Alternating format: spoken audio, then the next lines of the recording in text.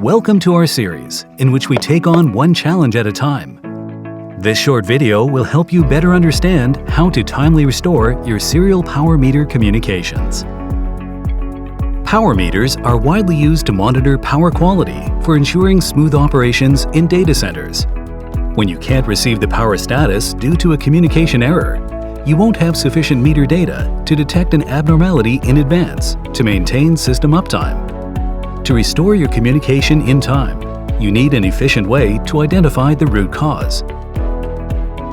As most serial meter data are now brought to the IP network, a troubleshooting tool is required to easily diagnose the status and monitor the traffic on both sides of your communications.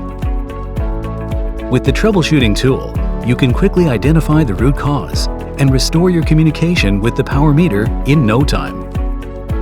As your connectivity expert, Moxa provides you with a protocol gateway that comes with built-in serial and Ethernet troubleshooting utility.